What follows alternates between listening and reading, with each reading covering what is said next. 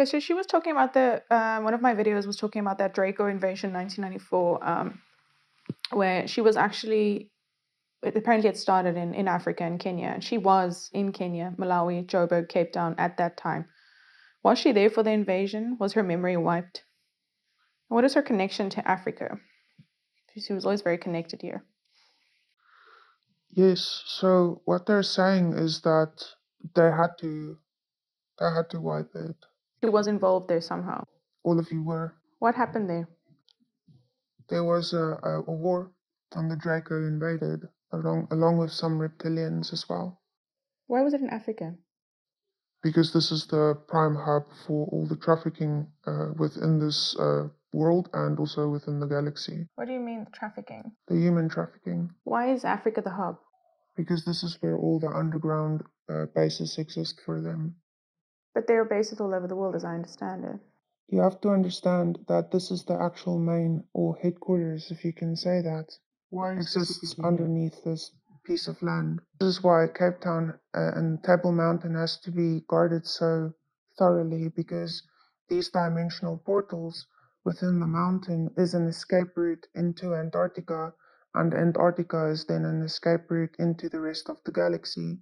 This is how they take them and travel them through.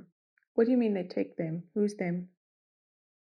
They take many people, humans. Humans are being trafficked in the universe. Yes, in many parts of the universe. But this has been stopped. That is what happened then. It was stopped. There was also a sphere placed around our entire solar system. No one could get in, no one could get out. So you're saying that through the portal of Table Mountain, going to Antarctica, they were trafficking people out. Yes. What's the purpose of doing that? It's part of what they do. It is part of what they believe is good for them. So are they being enslaved in these other places then? Is that what you're saying? Yes. Okay. And who stopped this then? The Galactic Federation, and also many intergalactic races. But why is Africa specifically? Is it because it's close to Antarctica? Africa is the center of your planet, if you can refer to it like that. If you look at your map, this is a center meeting point for these kinds of experiences. There is this dimensional and portals within the mountain, which you also refer to as stargates. When you go through the stargates connect to other parts of the world. There are many stargates around the world. And when you go through the stargates, you also go through to the supergate, which is in Antarctica. The supergate leads to the sun, and the sun leads to all the other suns. Okay, so it's kind of like an express highway to the rest of the universe. Yes. Okay, and you're saying then if they were Dracos was stopped at that point by the Galactic Federation, and then what happened then? You said they invaded. What exactly happened? And what happened to the people? So what they're showing is that it was stopped even before it started. So there was some what they're showing is they were like everyone knew. All the people knew about this. Everyone saw it happen. There was quite a few that passed on as well, but it was within their contracts. And what they're showing is that the whole world knew about this, but the whole world was not ready for this, to understand and remember this. And this is why there has been the initiation of like a cloak, which is that veil of forgetfulness that you are so well familiar with. But it's almost like a second one on top of that, erasing that specific event for humanity. So were they like ships coming down, or what? Can you give this vessel a visual of what happened? Many people died. Was it like physical ships, like aliens, I suppose, when we Yes. Independence Day situation? Yes. So I'm seeing many different kinds of craft and like bombing But what was their intention with it? What was that going to accomplish? to destroy. Okay, because they couldn't get their way. Is that correct? Yes, they saw that it wasn't going to work out for them.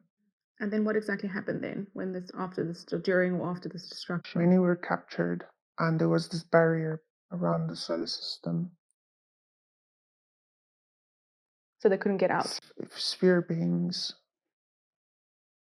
Say again? Sphere beings made a barrier around the solar system. Are you talking about the blue spheres? Yes, they couldn't get out, no one could come in. So the Draconians who attacked could not get out because of that sphere. Yes, but many of them were already captured. And the world continued on, just like nothing happened. And many of the beings in the higher positions were actually replaced. What do you mean? They were replaced with other beings, like clones. Yes. So you're saying the Draconians were captured?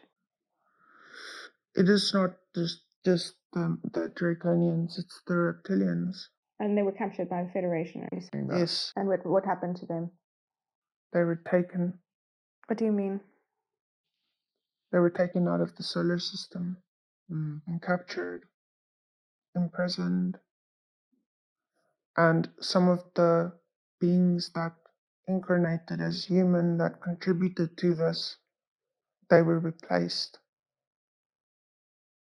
What do you mean replaced? by clones. Okay.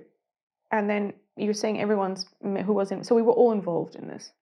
Everyone all over the world. We all knew that what happened, yes. No one could deny what happened because it was right in our faces. Many people, we witnessed many people die, but it's almost like there was this, what they're showing me is almost like a vortex back in, almost like they went back in time to prevent this from happening. This is what is meant, like this was stopped even before it started again. So there was this event, but it was like almost like it was in a parallel dimension. And we were shifted to another one to be in a place where it was almost like nothing happened. Although we experienced many changes, such as what is referred to as the Mandela effects. Yes, how does that, what's the connection there? When you shift timelines or bring a collective into a specific timeline for the highest good of them because they need to continue with the process of shifting, then some small minor glitches can occur. And this is what is referred to as the Mandela effect. And it can be something that is just like the slightest little thing, which is just a change in word or the change in storyline. And is there not some kind of collective subconscious PTSD because of this event within humanity? Yes, there is some residual energy that does reside within the humans, but everyone is doing very well in clearing out their past and ancestral traumas, which also eliminates this. Okay, so it's just kind of, once again, overlaid of all the other compounded traumas we have from all the other existences we've had. Yes. Okay, is there any message for the people who might think they were struggling with some kind of PTSD from that time or physical ailments? Just remember, it was just a story. It was just an experience. Don't take life so seriously. Just enjoy what is right in front of you. This is where all your answers are as well. But what if you get So if you have- stabbed in your right now moment? That is a different experience for you, which has a different meaning for you. But if you do happen to go through an experience like that, there is always a lesson in it for you. But how can one enjoy that experience?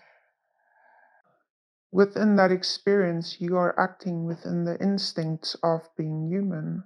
So that experience is so quickly over to a sense that it was something that was just a story. You almost immediately find yourself on the other side of it when you experience things like that. So The reason you experience things like that and also then survive to tell the story is because you had a lesson to learn in that experience. That seems like a cruel lesson.